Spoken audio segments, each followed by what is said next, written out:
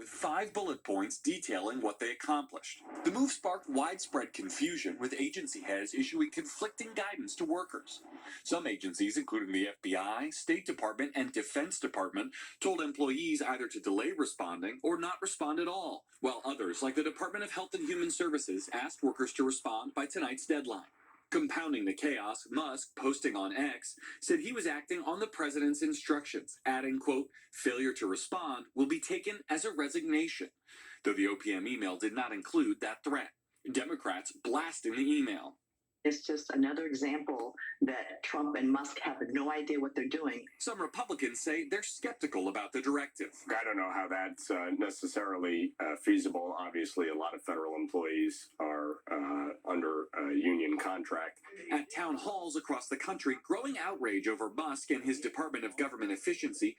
When are you going to wrest control as the Congress back from the executive and stop hurting your constituents? President Trump, speaking at a conservative gathering on Saturday, defended Musk. People said, well, what official position does he have? I said, Patriot. It comes as one of the agencies targeted by Musk's Doge, USAID, announcing yesterday that nearly all of its employees worldwide will be placed on administrative leave. 1,600 of those workers here in the U.S. will be laid off as part of a reduction in force. Exceptions were made in part for those working on, quote, mission-critical functions. It follows another major shakeup across the government, this time at the Pentagon, with President Trump firing the chairman of the Joint Chiefs of Staff, General C.Q. Brown Jr., along with several top officers from the Navy and Air Force, and top military lawyers. The president deserves to pick his key national security and military advisory team. And late Sunday, the president announced another key appointment, posting that Dan Bongino, a former Secret Service agent turned pro-Trump podcaster, is his pick to be deputy director of the FBI. Now, Bongino has never served in the FBI, and his selection comes over the objection of the FBI Agents Association, who had argued that the deputy director job should be filled by a career special agent, as is typically the case. This position does not require Senate confirmation, and this move, plus Kash Patel's confirmation, now puts 2 Trump loyalists at the top of the FBI. Savannah? Garrett Haake, thank you very much. Also this morning, the world marking 3 years now since the start of Russia's war in Ukraine, the largest conflict in Europe since World War II. The anniversary playing out amid a major shift in the U.S.-Ukraine relationship as well under President Trump, with Ukraine's President Zelensky now saying he is willing to quit if peace can be brought to his country. NBC's chief foreign correspondent Richard Engel joins us now. He is in Ukraine for us this morning. Richard, good morning to you. Good morning, Craig. Ukrainian troops at frontline positions like this one say after 3 years of American support, President Trump is now changing the rules, demanding an exorbitant amount of money while providing no actual guarantees that Ukraine will be protected from Russia.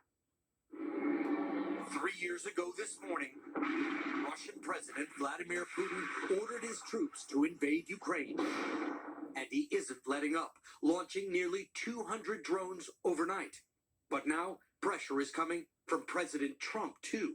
Trump is demanding Ukraine accept a deal in which income from its natural resources would be diverted into a huge American-controlled fund. I want them to give us something for all of the money that we put up. So we're asking for rare earth and oil, anything we can get. Zelensky said Trump's price, $500 billion, 4 times the value of aid committed by the United States so far, is too high and comes without American security guarantees to protect Ukraine from a future Russian attack. I'm not signing something that 10 generations of Ukrainians will be paying off, he said.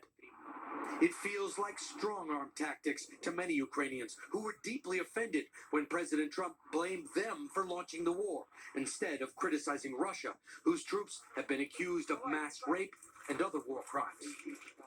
Olena Avilova lost her son Andriy to a Russian mortar attack. She opened a coffee shop in Kharkiv to honor him and others who died in his unit. This place is an extension of his life, she says. What do you think should happen now, after 3 years of war? We dream that the war ends, she says. Our children died not because we're bad people, but because our neighbor wants our territory. Ukrainians don't agree with President Trump that Putin now wants peace. Throughout the war, Ukrainians have shown their resolve and ability to adapt. This is the old opera house in the city of Kharkiv, but they're not using the main hall upstairs anymore. It's too dangerous, too vulnerable to ongoing Russian attacks. Instead, they've gone down into the bomb shelter. This was just an empty room. But they put in a stage, and it's packed every night. Even with American support now in question, Ukrainians aren't giving up.